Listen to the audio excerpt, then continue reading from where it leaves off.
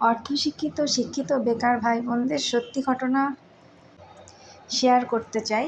মফস্বল শহর থেকে উঠে আসা এক যুবক, লেখাপড়া সেই মফস্বলেই, তার কাজের ক্ষেত্র সেই অর্ধশিক্ষিত গ্রাম্য মফস্বলের ছেলেমেয়েদের নিয়ে। কখনো তাদের পরামর্শ দেয় এদেশে থেকে লাভ নেই, ইউরোপে চলে যাও। আবার কখনো সুদর্শনা পেলে মডেলিং অভিনয় জগতে ফিরে আসো। হ্যামিলনের সেই বাঁশিওয়ালার মতো সবাই তার পিছনে ছুটে চলে। হঠাৎ একদিন জানতে পারি তার দৌড় আরব দেশ পর্যন্ত।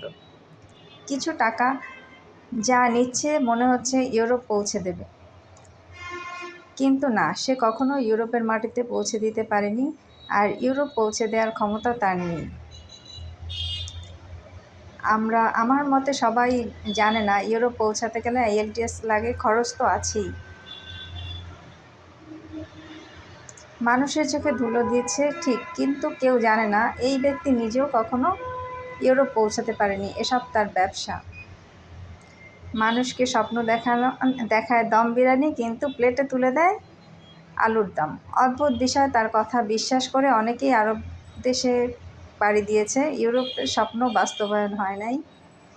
আমি ভাবছিলাম SSC পাস ছেলেমেয়েরা কীভাবে দূতাবাস ফেস করবে।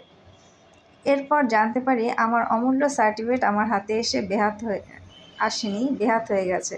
সরকারি চাকরি এবং দূতাবাসে ঘুরে বেড়াচ্ছে। আমাদের সমাজে কোন লেভেলের জালিয়াতি চলে!